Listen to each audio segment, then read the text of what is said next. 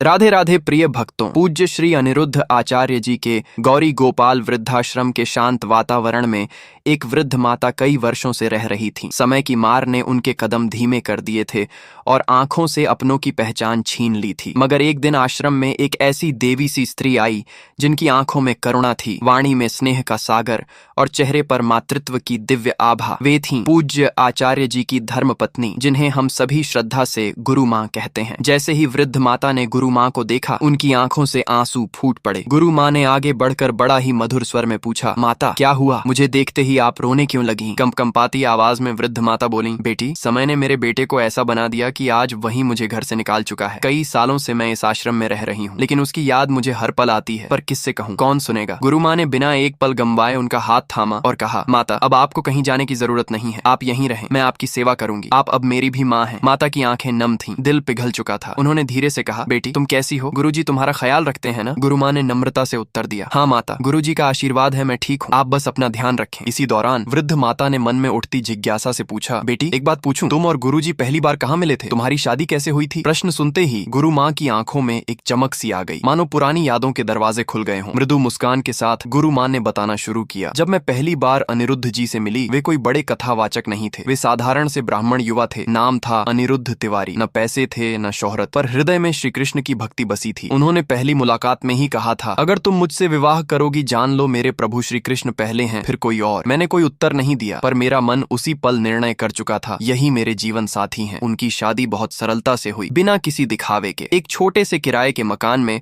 उनका गृहस्थ जीवन शुरू हुआ। महीनों तक घर में राशन उधार आता, पर गुरु माँ ने कभी शिकायत नहीं की, क्योंकि उन्हें पता था यह वही व्यक्ति है जो एक दिन अपनी भक्ति और वाणी से पूरी दुनिया को श्री कृष्ण का संदेश देगा। गुरु माँ बताती रहीं, तब अनिरुद्ध जी दिन रात भागवत कथा का अभ्यास करते रहते। लोग उन्हें पहचानते नहीं थे, पर मैं जानती थी एक दिन यही लोग उनकी वाणी में भगवान का प्रभाव देखेंगे। वे आगे कहती हैं, मेरी दिनचर्या सुबह 4 बजे से शुरू होती। पूजा पाठ, बच्चों की देखभाल, घर के काम और फिर आचार्य जी के लिए कथा की तैयारी। कई बार वे घंटों एक श्लोक पर ध्यान करते और मैं चुपचाप तुलसी की चाय बनाकर रख देती। मैंने कभी उन्हें टोका नहीं, क्योंकि मुझे पता था वे किसी और से बात कर रहे हैं, अपने प्रभु श्री कृष्ण से। गुरु माँ सिर्फ एक पत्नी नहीं, त्याग, प्रेम और भक्ति की प्रतिमूर्ति है। वर्षों तक उन्होंने मौन व्रत किया, साधना की, उपवास किया, पर किसी को बताया नहीं। आश्रम में आने वाले हर अतिथि का आदर, हर भूखे को भोजन, हर टूटे दिल को सांत्वना, यही उनका जीवन था। उनके बिना आचार्य जी की कथा अधूरी है। उनके बिना यह समाज इतना मधुर नहीं होता। अंत में गुरु माँ ने वृद्ध माता का हाथ थाम कर कहा, माता, जीवन में बस एक बात याद रखना, जब मनुष्य साथ छोड़ दे तब भगवान को पकड़ लेना। जो टूटता है वह मोह है, जो जोड़ता है वह योग है। वृद्ध माता ने आंसू पोंछे मुस्कुराकर कहा, बेटी, तुम्हें देखकर लगता है जैसे भगवान स्वयं किसी स्त्री के रूप में अवतरित हुए हों। और सच ही तो है, अगर नारी शक्ति कहलाती है तो वही शक्ति गुरु माँ जैसी होनी चाहिए, जो बिना बोले भी संसार को प्रेम, सेवा